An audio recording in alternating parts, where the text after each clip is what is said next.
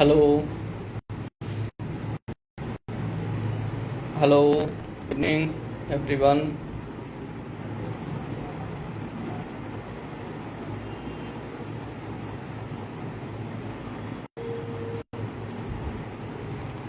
Anyone listen मी?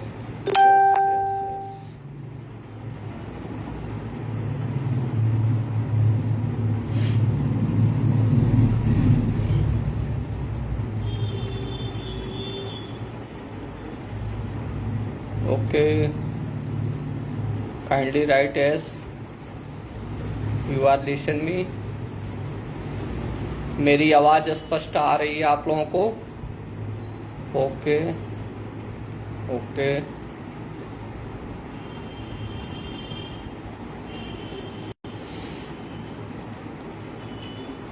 खुश रहिए, खुश रहिए Puneet ji. Okay okay okay जी।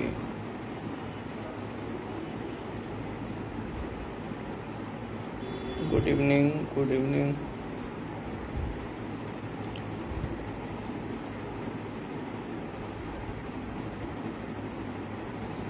खुश रहिए।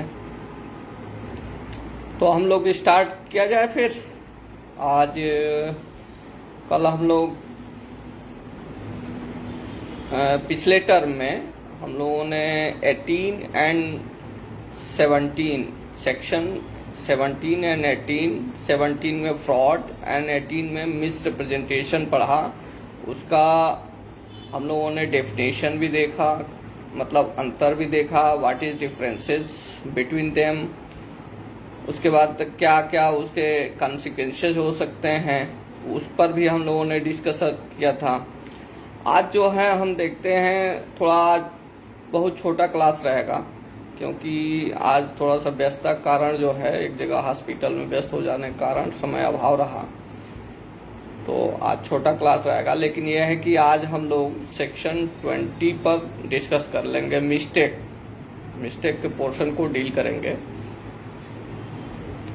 According to Indian contract act, mistake क्या है?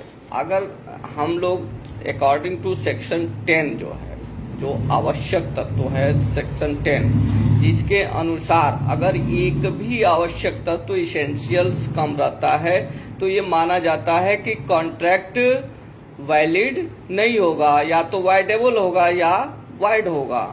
ठीक है, तो उसी के फर्दरेंस में हमने माइनर कैपेसिटी भी देख लिया कि who is competent capacity to contract. ठीक है, अब ये हमने देख लिया कि फ्री कंसेंट है कि नहीं।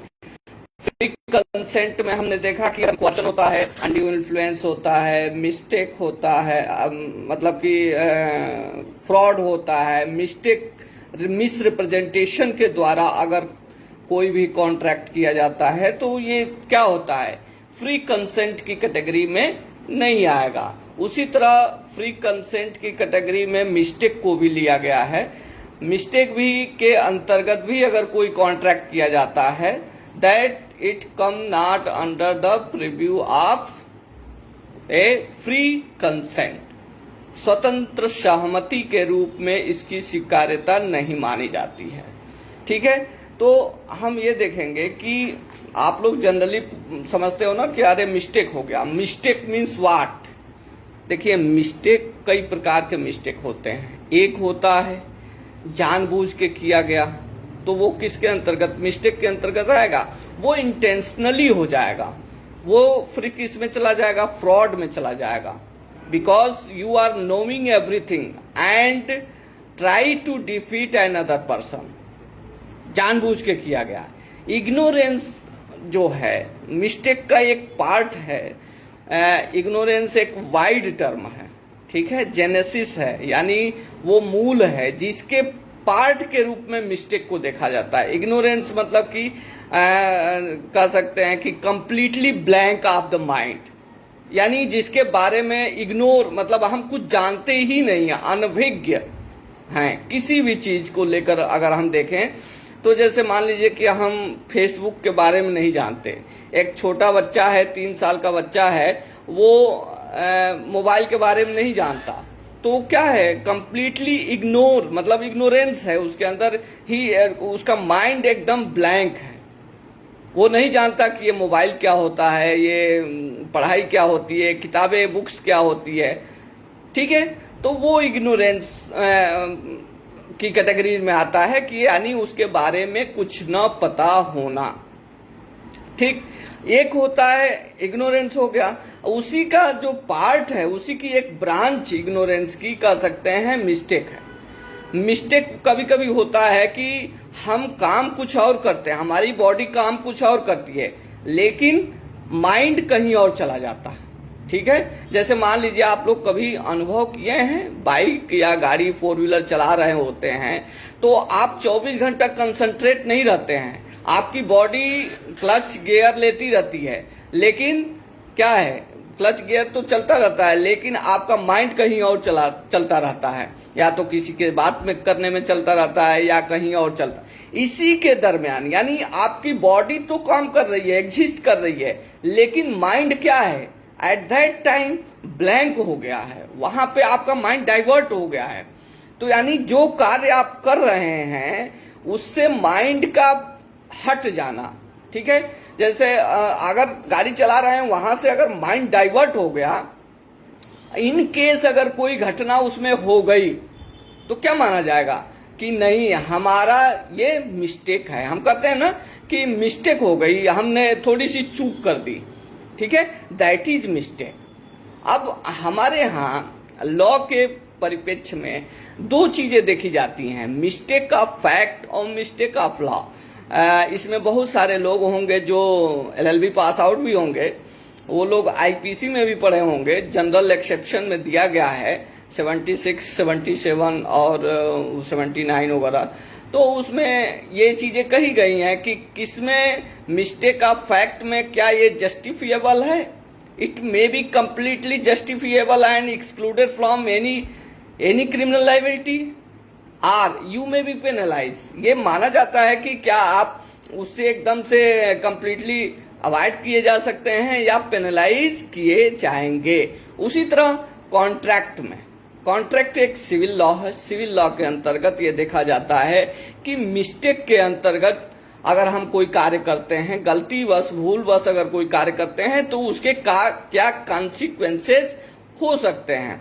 तो उसी में अगर मान लीजिए फ्री माइंड, फ्री कंसेंट के अंतर्गत मिस्टेक को रखा गया है कि फ्री कंसेंट तभी माना जाएगा कि जब आपकी बॉडी और माइंड दोनों एक साथ काम करे।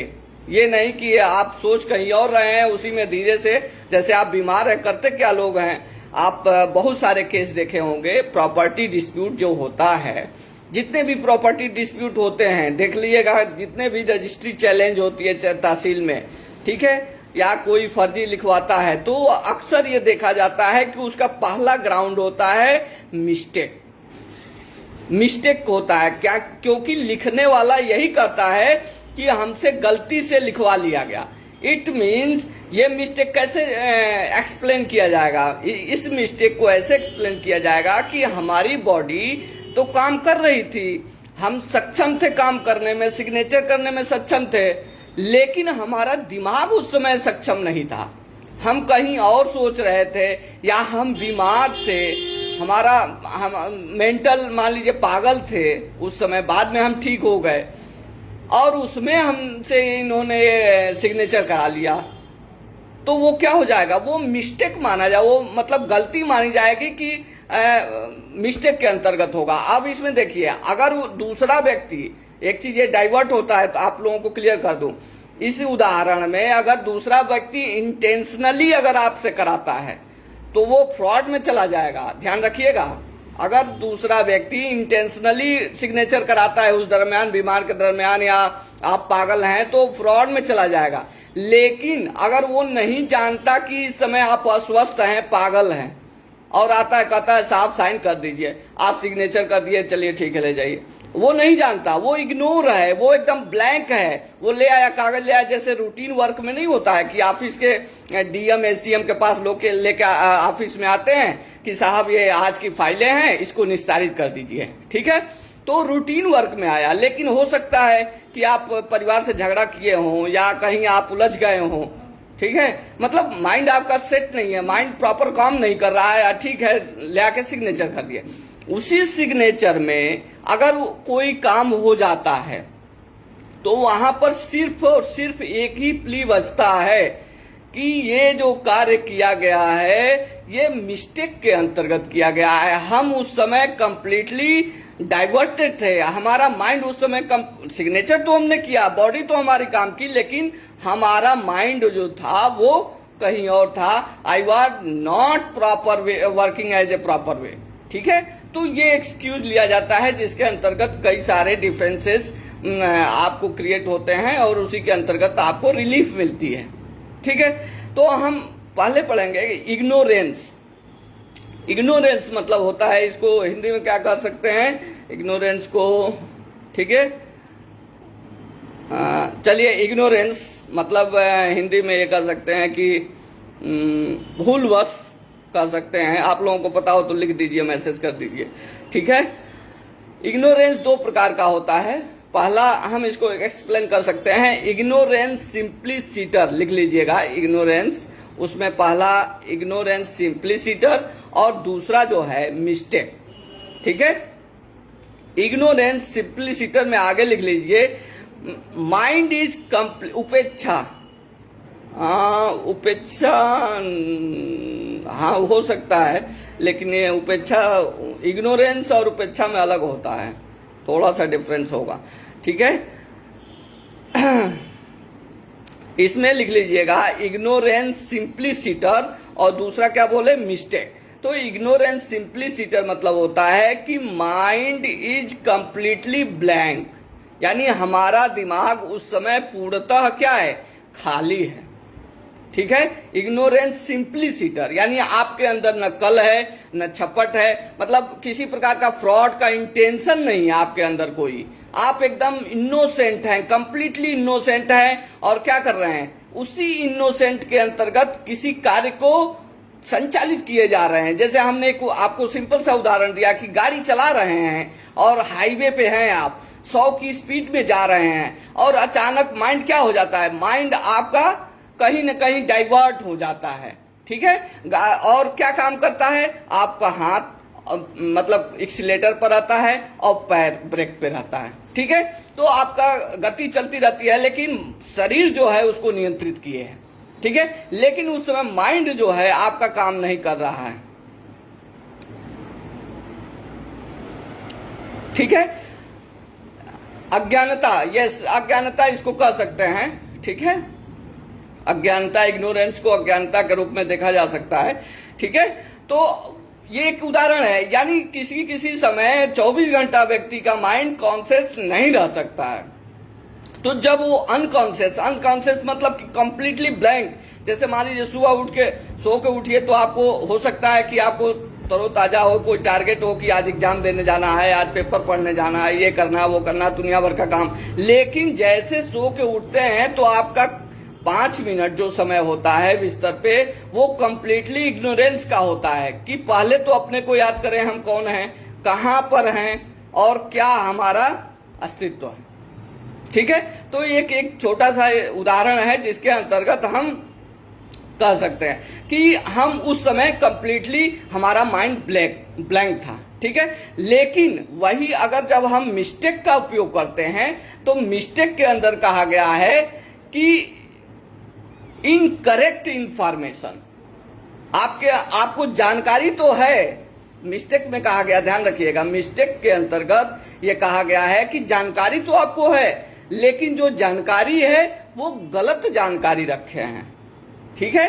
उसको हम मिस्टेक के अंतर्गत लेते हैं कि जो भी जानकारी थी हमारे पास वो गलती से हमारे पास ये जानकारी आ गई थी, जबकि इसके लिए हमें इस जानकारी का होना, जैसे मान लीजिए क्या होता है कि आप जब क्वेश्चन पेपर करके आते हो एग्जाम में, कहते हो पेपर तो बहुत बढ़िया गया और जैसे मिलाने लगते हो तो क्या होता है, पता चलता है कि हम तो ये लिख के चले आए और इसका आंसर तो ये होगा।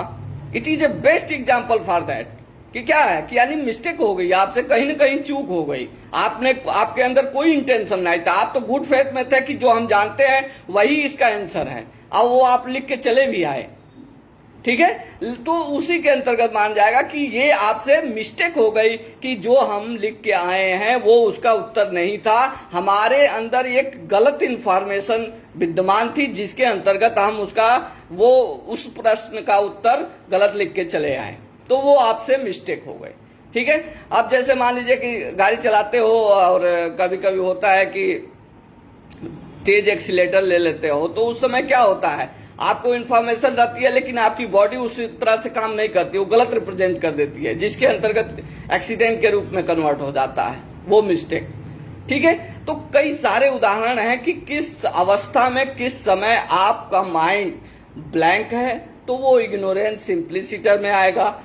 कब आपका माइंड गलत इंफॉर्मेशन, रॉन्ग इंफॉर्मेशन के कारण क्या है, रॉन्ग इंफॉर्मेशन के कारण आपका माइंड डाइवर्टेड है और आप उसी को सही मानकर कार्य करते हैं जो कि मिस्टेक के रूप में परिवर्तित हो जाता है। इसमें हमेशा दो चीजें याद रखिएगा, अगर मिस्टेक ऑफ लॉ है, it will be a completely void, any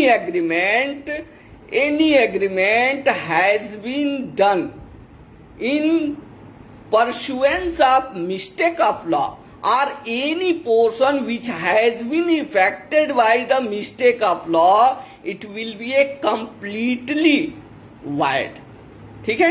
But in case the information, any act which has been done in the mistake of fact, it will be a voidable.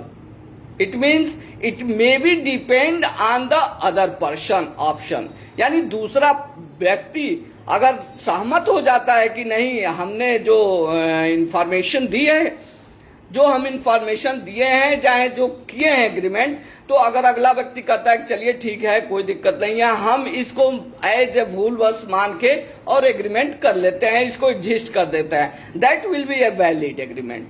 But till the consent of the other party, जब तक वो दूसरा व्यक्ति पक्ष आपको consent नहीं दे देता है तब तक वो नहीं माना जाएगा कि मतलब कॉन्ट्रैक्ट वैलिड होगा, because you are doing under the mistake. आपने जो कार्य किया, एग्रीमेंट किया है, वो मिस्टेक का फैक्ट के अंतर्गत किया है, ठीक है। तो इसके यानी मिस्टेक का फैक्ट के अंतर्गत अगर कोई कार्य करते हैं तो सिंपल सी चीजें हैं कि वो वाइडेबल है at the option of another party, यानी दूसरा पक्षकार अगर सहमत है तो वो वैलिड कर सकता है, अगर वो सहमत नहीं है तो वैलिड नहीं होगा। लेकिन in case of mistake of mind it will be a completely void in any portion which has been affected by them, that will be a void, ठीक है। मिस्टेक ऑफ लॉ को कंसीडर नहीं किया गया है, मिस्टेक ऑफ फैक्ट को consider किया गया है। इसी तरह हम लोग देखते हैं कि आप जो है उसमें देखेंगे, आईपीसी में भी देखेंगे, पढ़ेंगे, आगे पढ़ेंगे, तो उसमें मिस्टेक ऑफ फैक्ट को जो है कंसीडर किया गया है जनरल एक्सेप्शन में, बट मिस्टेक ऑफ लॉ को नहीं कंसीडर किया गया है और ये माना जाता है कि mistake of law you are doing knowingly, ठीक है। लेकिन mistake of fact it may be doing under an ignorance के अंतर्गत, अज्ञानता के अंतर्गत आपने कार्य किया है। लेकिन मिस्टेक ऑफ लॉ को ये माना जाता है जिस दिन गजट पब्लिश हो जाता है उसी दिन मान लिया जाता है कि भारत का प्रत्येक नागरिक उस लॉ को जान गया। भारत के जब वो गजट में प्रकाशित हो गया कानून, तो मान लिया जाता है कि भारत का प्रत्येक नागरिक उस लॉ को जान गया है, भला ही उस तक पहुंचे या न पहुंचे। यानी कोई भी अगर कार्य करते हैं तो उसके अंतर्गत आपको दंड मिलेगा, ठीक है। तो वो मिस्टेक ऑफ लॉ के अंतर्गत आएगा। लेकिन mistake of fact by the act of the parties के अंतर्गत इसको किया जा सकता है। और हमने अब पहले भी बताया कि मिस्टेक ऑफ लॉ, देखिए पहली चीज इसमें ध्यान रखिएगा, मिस्टेक ऑफ फैक्ट, दो चीजें लिख लीजिए। मिस्टेक ऑफ फैक्ट के अंतर्गत सेक्शन 20 एंड सेक्शन 22, ठीक है। लेकिन मिस्टेक ऑफ लॉ के अंतर्गत section 21 mistake of law deal करता है और section 20 and 22 mistake of fact deal करता है, ठीक है। तो आप उसमें बना लीजिएगा, एक कॉलम बना लीजिए, उसी के अंतर्गत बना लीजिएगा कि लॉ एज टू मिस्टेक, ठीक है, लॉ एज टू मिस्टेक, किस किस तरह से मिस्टेक। तो पहला हो जाएगा मिस्टेक ऑफ फैक्ट एंड दूसरा हो जाएगा मिस्टेक ऑफ लॉ। अब मिस्टेक ऑफ फैक्ट के अंतर्गत क्या क्या चीजें रहेंगी, उसमें दो चीजें आती हैं। मिस्टेक ऑफ फैक्ट के अंतर्गत यानी सेक्शन 20 एंड सेक्शन 22 के अंतर्गत दो चीजों का ध्यान रखेंगे। पहला है bilateral mistake of fact. Bilateral, bilateral मतलब समझते हैं, यानी दोनों पक्षकार के द्वारा अगर कोई क्या है गलती किया गया है, दोनों पक्षकार के द्वारा भूल हुई है, तो उसको क्या करते हैं, बाइलेटरल मिस्टेक करते हैं। वो किस सेक्शन में आएगा, सेक्शन 20 में आएगा। ठीक, इसका एक उदाहरण आपको हम दे देते हैं। जैसे मान लीजिए कि एक शिप है, या हमने एक गाय खरीदी दिल्ली में, ठीक है, दिल्ली से एक, या हरियाणा से मान लीजिए साहिवाल गाय खरीदी, ठीक है, आप लोग जीएस पढ़ते होंगे, हो सकता है जानकारी होगी। साहिवाल गाय खरीदी हरियाणा दिल्ली से, और हम क्या किए कि वहां से दोनों पक्षकार को, वो जिससे हमने परचेज किया वो दूसरा पक्षकार है, हम परचेजर मतलब परचेज कर रहे हैं, ठीक है, हम बायर हैं और वो सेलर है। ध्यान रखिएगा, हम बायर हैं, वो सेलर है, दो पक्षकार हैं। अब ये दोनों पक्षकार, हमने उसको पैसा पेड कर दिया, हमने उसको पैसा दे दिया कि ये 50,000 रुपया ले लो और हमें जो अपनी साहिवाल गाय है वो हमको बेच दो। वो भी एग्री कर गया, ठीक है। वो क्या किया कि साहिवाल गाय को ट्रेन में डिपार्ट कर दिया, ठीक, ट्रेन में क्या कर दिया उसने, डिपार्ट मतलब डिस्पैच करा दिया, जैसे भी है कि अब आने के लिए तो भाई कोई न कोई साधन चाहिए, ट्रक में करा दिया। हम भी यहां से एकदम एश्योर है कि जो आ रहा है वो सही आ रहा है, ठीक है, वो भी एश्योर है कि जो हमने भेजा है, जो गाय भेजी है वो जो डिमांड थी उसी के अनुसार भेजी है। इन केस बीच में अगर वो गाय मर जाती है, ठीक है, या मर जाती है या उसको कोई बीमारी हो जाती है, उस कंडीशन में क्या होगा, क्या माना जाएगा, मिस्टेक ऑफ लॉ माना जाएगा। नहीं, कोई इसमें कपट है, कपट भी नहीं है, क्योंकि दोनों को अज्ञानता है। उसने, वो भी जान रहा है कि नहीं हमने भेजा है, हमने भेजा है, ठीक है, लेकिन बीच में ही अगर सर्कमस्टांसेस ऐसे हो गए और वो गाय मर जाती है, तो उस कंडीशन में क्या होगा, क्या वैलिड कॉन्ट्रैक्ट माना जाएगा, नहीं माना जाएगा, वो वाइडेबल हो जाएगा at the option of other party. ये माना जाएगा कि वो सब्जेक्ट मैटर ही खत्म हो गया और दोनों की मतलब कि इग्नोरेंस और अज्ञानता के कारण ही ये चीजें हुई हैं। इन सर्कमस्टांसेस कुछ परिस्थितियां बदली जिसके कारण ये घटना हो गई और वो मर गई, यानी फैक्ट सब्जेक्ट मैटर ही खत्म हो गया। ठीक, बाइलेटरल यानी जहां पर सेक्शन 20 कहता है कि बाइलेटरल मिस्टेक, यानी जहां पर दोनों पक्षकार के द्वारा अगर कोई सहमति बनती है, एग्रीमेंट बनता है, उसमें दोनों पक्षकार, ध्यान रखिएगा, दोनों पक्षकार दो तरह से प्रभावित हो सकते हैं। पहला, या तो दोनों को कुछ नहीं पता है, या दोनों अपने दिमाग में गलत इंफॉर्मेशन भर रखे हैं, ठीक है, या तो दोनों को कुछ नहीं पता है या दोनों गलत इंफॉर्मेशन भर रखे हैं। जैसे मान लीजिए यही गाय का ही उदाहरण ले लीजिए, ठीक है, तो हमें कहीं सुनने में आया है, ठीक है, साहिवाल गाय का तो हम नाम ले लिए। अब साहिवाल क्या होती है, गाय क्या होती है और कितना दूध देती है, नहीं देती है, कैसी वैरायटी होती है, उसका दूध कितना पौष्टिक होता है, इसके बारे में मुझे कुछ नहीं पता, completely blank.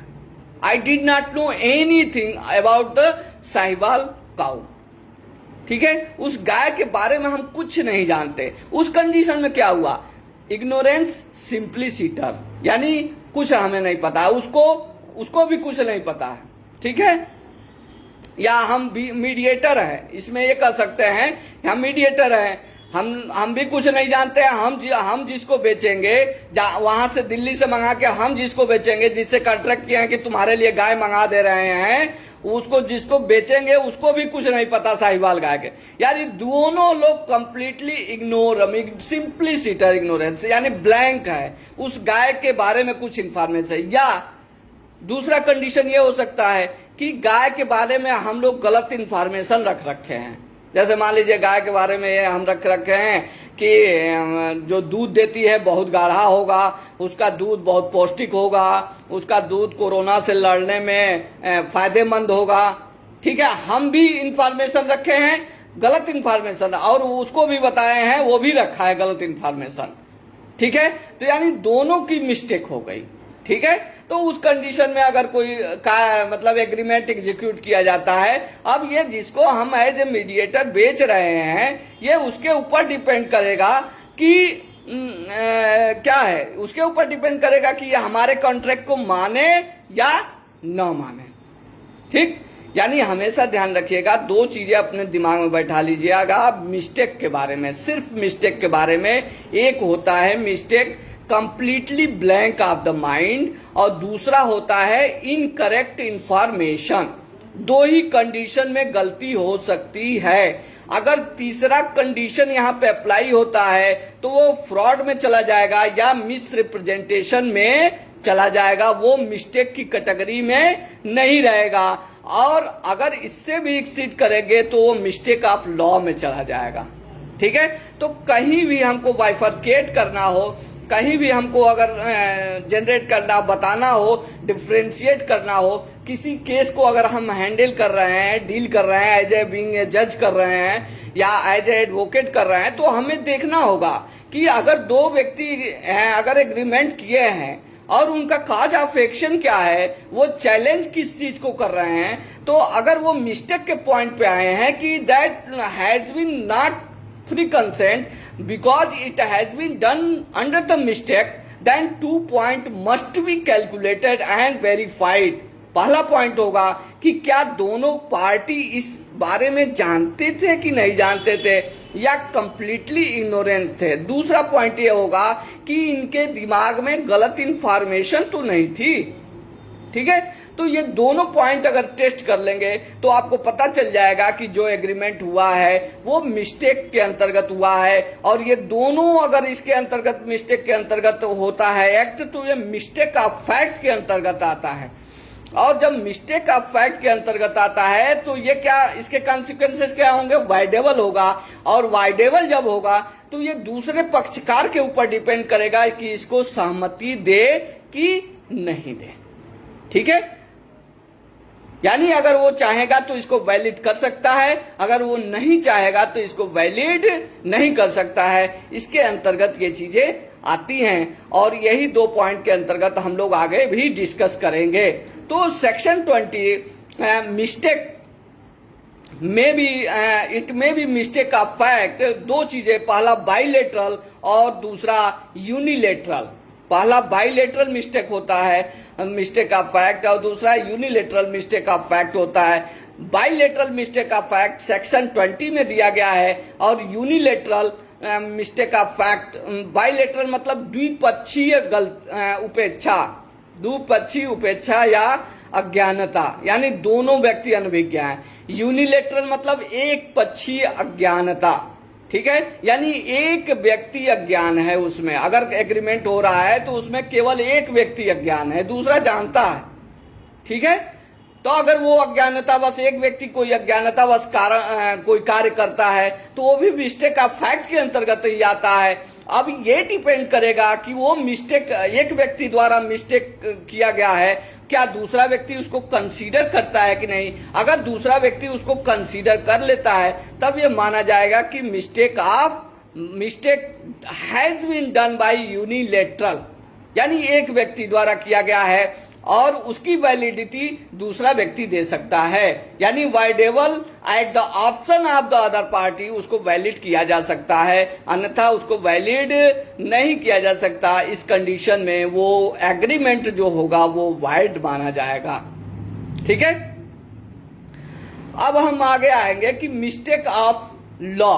Mistake of law को भी हम दो भागों में डिवाइड करेंगे। ये क्लियर हो गया। मिस्टेक ऑफ फैक्ट के अंतर्गत हमेशा दो चीजें याद रखिएगा। मिस्टेक ऑफ फैक्ट के अंतर्गत mistake, bilateral mistake of fact, unilateral mistake of fact. Bilateral mistake of fact मतलब द्विपक्षीय, यानी दोनों व्यक्तियों द्वारा किया गया गलती। यूनिलेटरल का मतलब एक व्यक्ति द्वारा किया गया गलती। एक व्यक्ति द्वारा की गई गलती कारण कॉन्ट्रैक्ट क्या है, वाइडेबल हुआ है। ठीक है, अब हम आते हैं मिस्टेक ऑफ लॉ। ठीक है, किस कंडीशन में मिस्टेक ऑफ लॉ के क्या क्या साइड इफेक्ट होंगे, उसके अंतर्गत हम देखेंगे सेक्शन 21। आप लोग बेयर एक्ट एक बार देख लीजिएगा। Mistake of law enforce in India.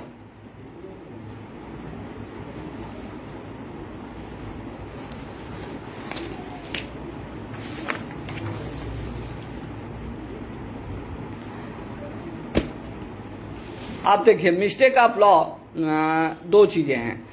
Mistake of law किस चीज का मिस्टेक, एक होता है कि भारतीय विधि की भूल, एक होता है विदेशी विधि की भूल। यानी mistake of law enforce in India, यानी अगर mistake of law enforce in India है तो कोई भी अगर एग्रीमेंट किया गया है वो शून्य होगा।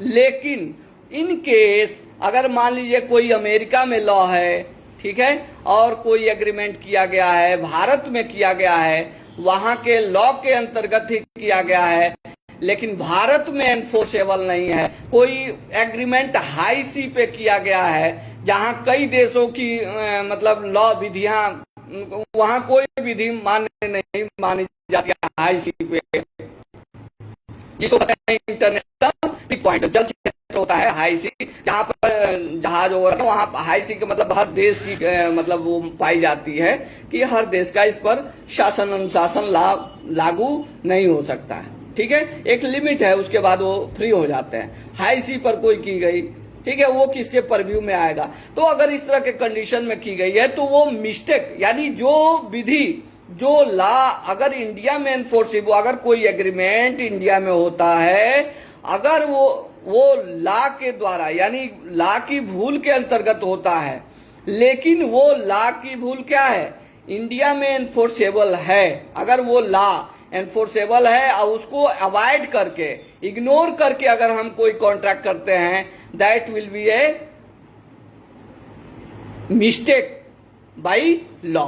यानी अगर वो हम कॉन्ट्रैक्ट करते हैं तो ये माना जाएगा कि ये कॉन्ट्रैक्ट मिस्टेक ऑफ लॉ के अंतर्गत किया गया है। लेकिन एक चीज ध्यान रखिएगा कि अगर यही किसी विदेशी विधि की भूल के अंतर्गत, यानी any law which has been implemented and enforced in other country, that condition it will be come under the preview of mistake of fact। ये माना जाता है कि ये विधि के भूल के, तथ्य के भूल के अंतर्गत माना जाएगा, विधि के भूल के अंतर्गत नहीं माना जाएगा। ये अब जो लॉ की है, लॉ तो कंप्लीटली वाइड कर दिया, जो एनफोर्स है इंडिया में वाइड हो गया, लेकिन mistake of law of other countries जो है, not that law is not implemented in the India, अगर वो लॉ इम्प्लीमेंट नहीं है, इंडिया में एनफोर्स नहीं है, उस कंडीशन में अगर कोई गलती की जाती है तो क्या, यानी जो इंडिया में एनफोर्स लॉ नहीं है उसको मिस्टेक ऑफ फैक्ट के अंतर्गत रखा जाता है।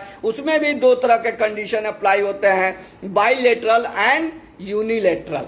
ठीक है, यानी द्विपक्षीय भूल एक पक्षीय भूल के अंतर्गत माना जाएगा। अगर द्विपक्षीय भूल है, दोनों व्यक्ति जानबूझ के गलती का मतलब वो करते हैं, दोनों व्यक्ति को कुछ पता नहीं है, उसके अंतर्गत मिस्टेक ऑफ फैक्ट करते हैं तो वाइड होगा। लेकिन अगर एक पक्षीय द्वारा, एक व्यक्ति द्वारा अगर गलती किया जाता है, ठीक है, तो वहां पर वाइडेबल होगा।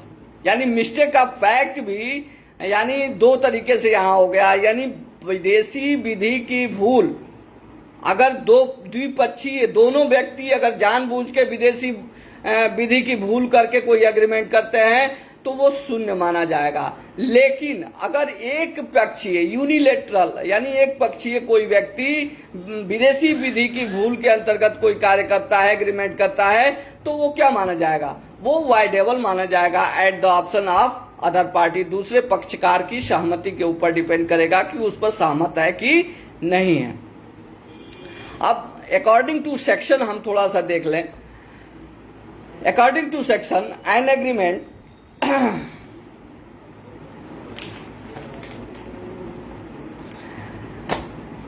सेक्शन 20 कहता है कि एवरी एग्रीमेंट क्या होगा, वाइड होगा। किस कंडीशन में, बोथ पार्टीज अंडर मिस्टेक। ठीक है। Mistake matter of fact, mistake as a matter of fact, यानी वो क्या होगा, अगर वो मिस्टेक किसी विषय वस्तु को प्रभावित कर रहा है, एक चीज ध्यान रखिएगा, बस एक ही पॉइंट ध्यान रखिएगा, कोई भी मिस्टेक अगर किसी विषय वस्तु को प्रभावित कर रहा है यानी इसेंशियल है, वो मिस्टेक जिसके अंतर्गत उस कॉन्ट्रैक्ट की सब्जेक्ट यानी कॉन्ट्रैक्ट की विषय वस्तु चेंज हो जाती है, परिवर्तित हो जाती है, उस कंडीशन में ये क्या माना जाएगा, वाइड माना जाएगा। लेकिन अगर कोई मिस्टेक जो चलायमान है, यार चलो इसके अगर मिस्टेक हो भी गई तो इससे कोई एग्रीमेंट के विषय को प्रभाव नहीं पड़ता, उस कंडीशन में हमेशा देखा जाएगा कि अगर उस विषय वस्तु के अंतर्गत भूल की गई है जिसकी आवश्यकता नहीं के बराबर है, तो माना जाएगा कि ये वाइडेबल है। लेकिन अगर इसेंशियल सब्जेक्ट मैटर की भूल की जाती है तो उस कंडीशन में माना जाता है कि ये वाइड होगा और ये मतलब टॉलरेटेड नहीं है, यानी आवश्यक जो विषय वस्तु को प्रभावित कर सके जो भूल, उस पर हम कंसीडर नहीं करेंगे और उस तरह के एग्रीमेंट को वाइड घोषित करेंगे। ठीक है। अब एक केस लिख लीजिए, इसमें छोटा सा, बहुत ज्यादा बड़ा सेक्शन नहीं है, छोटा सा है। Mutual mistake is a good ground for avoiding of contract. Mutual mistake is good ground for avoiding contract, यानी किसी कॉन्ट्रैक्ट से बचने के लिए म्यूचुअल यानी क्या कहते हैं, द्विपक्षीय क्या होना चाहिए, गलती होनी चाहिए, म्यूचुअल मिस्टेक होना चाहिए, तो उससे दोनों पक्षकार बच सकते हैं। ये कहा गया है ITC limited versus George Joseph Fernandes 1989 Supreme Court में।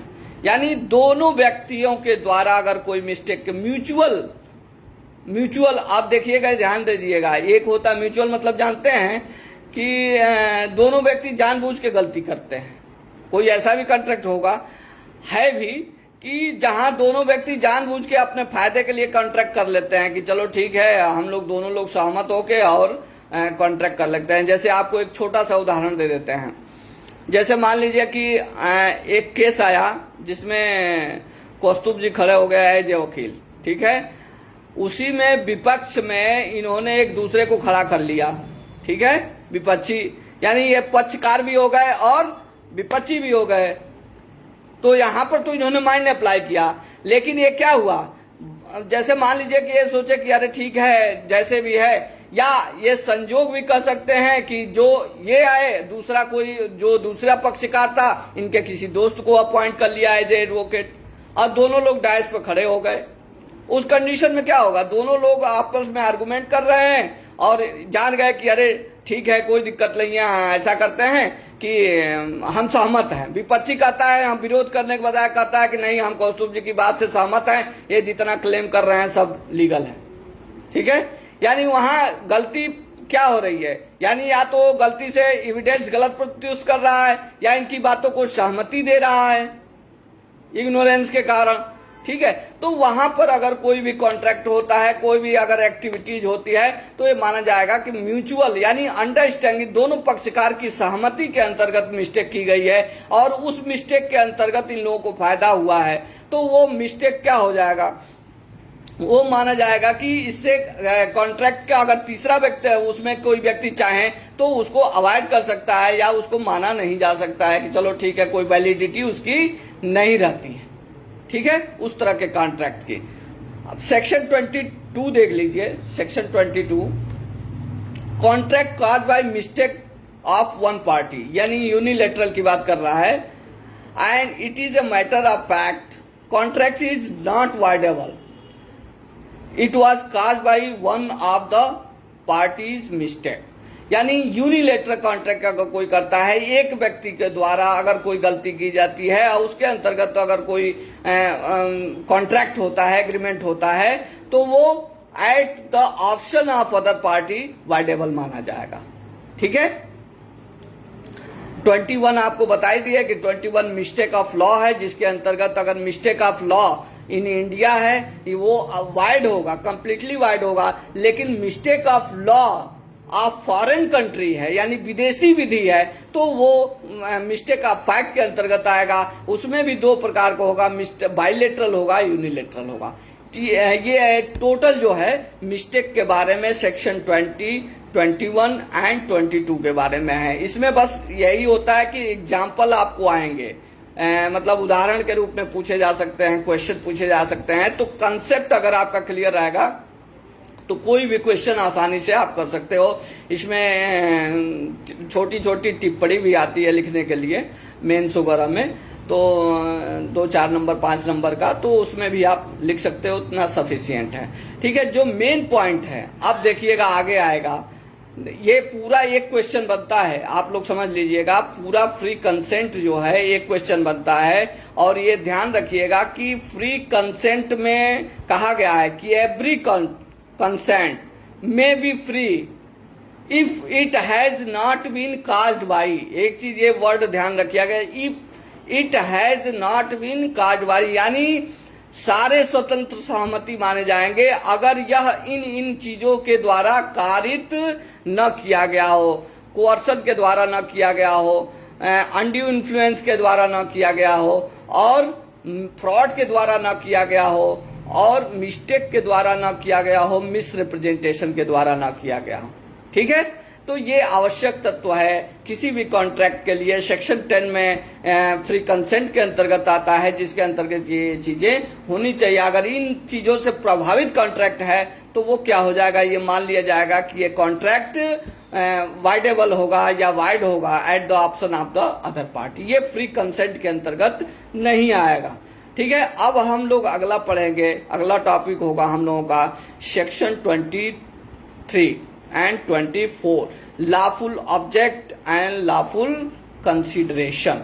ठीक है, ये बहुत इंपॉर्टेंट टॉपिक है जिसको हमें अच्छे से पढ़ना है, क्योंकि हम लोग जब भी as a practitioner, as a being a जज, एज ए लॉयर अगर हम कहीं जाते हैं, लॉ एस्पिरेंट भी जाते हैं एग्जाम वगैरह में, तो इससे काफी प्रॉब्लम पूछी जाती है। उदाहरण मतलब आपको ऑब्जेक्टिव भी प्रश्न आते हैं इस पर, ऐसा नहीं है कि केवल सब्जेक्टिव आते हैं, ऑब्जेक्टिव प्रश्न आएंगे कि ऐसा ऐसा हुआ, पार्शियली इफेक्टेड है, अनलॉफुल है, तो उस कंडीशन में क्या होगा, वाइड होगा कि वाइडेबल होगा।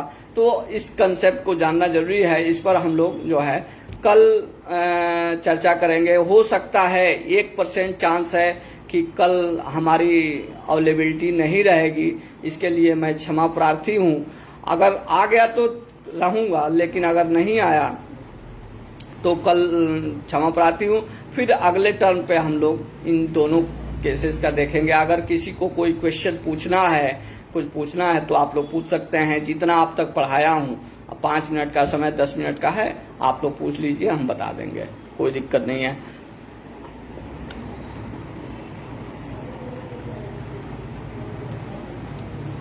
और एक चीज और ध्यान रखिएगा कि हमारी बातें समझ में आती हैं कि नहीं, आप लोग उसको गेन कर पाते हो कि नहीं। अगर गेन करते हो, अगर समझ में आती है, अगर फायदा आप लोग को लगता है, तो ये जरूर प्रयास करिए कि इस फायदे को हर व्यक्ति के पास पहुंच जाए। अगर बेकार है तो वहीं डिलीट कर दीजिएगा। ये दोनों ऑप्शन आपके पास है। ठीक है, voidable contract, yes Varun ji, voidable contract के अंतर्गत ये होता है कि जैसे हमने, ये क्या है, थैंक यू सर आप, अरे नहीं ठीक है, हाँ, वाइडेबल कॉन्ट्रैक्ट एक टॉपिक आया। वाइडेबल कॉन्ट्रैक्ट के अंतर्गत होता है कि दो व्यक्ति अगर कोई एग्रीमेंट करते हैं, ठीक है, तो उसमें अगर मान लीजिए अभी हमने बताया कि विधि के भूल नहीं, फैक्ट, मिस्टेक ऑफ फैक्ट के अंतर्गत कर लेते हैं, ठीक है, या कोई व्यक्ति अपनी आयु छिपा के कर लेता है, कोई कॉन्ट्रैक्ट कर लेता है कि मैं इतने साल का हूं और ये है, उस कंडीशन में भूल के अंतर्गत या कंसील करके माइनर से कॉन्ट्रैक्ट हो जाता है, तो उस कंडीशन में ये माना जाता है at the option of the other party, यानी दूसरा पक्षकार ये वाइड हो जाएगा। एक चीज जान लीजिए, जैसे मैं हूं और वरुण जी है, ठीक है, आप ही को मान लीजिए, हम दो लोग हैं, ठीक है, आप मान लीजिए माइनर हैं, आप 20 साल के हैं, हम जानते नहीं, आपकी शरीर देख के हम जानते हैं कि नहीं जो है आप 25 से कम नहीं होंगे। ठीक है, तो हम आपसे एक एग्रीमेंट करते हैं कि ऐसा है कि आप जो है हमें एक बुक लिख के दे दीजिए। आप कहते हैं ठीक है हम बुक लिख के दे देंगे और ये टॉपिक है, ठीक है, या एक प्रेजेंटेशन लिख के दे देंगे। हम भी सहमत हो जाते हैं। उसके एवज में हम कुछ पार्ट परफॉर्म कर देते हैं, यानी पार्ट परफॉर्म मतलब कि हम लोगों की लिखित सहमति या ओरल सहमति हो जाती है विटनेस के पास। अब दोनों लोग, हम मान लीजिए 100 रुपया से उसकी हम 50 रुपये आपको दे देते हैं।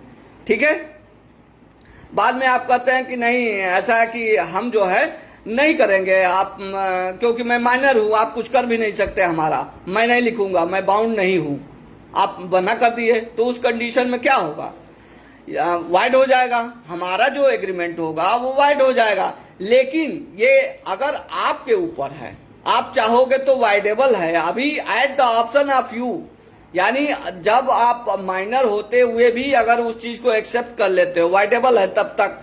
अगर जब आप डिनाई कर दोगे तो वो वाइड हो जाएगा। अगर जब तक आप डिनाई नहीं करते हो तब तक वो वाइडेबल है। आपके ऑप्शन के ऊपर है, आपकी इच्छा के ऊपर है कि आप उस पर सहमति दोगे कि नहीं दोगे। अगर आप सहमति दे देते हो तो वो क्या हो जाएगा, वैलिड हो जाएगा।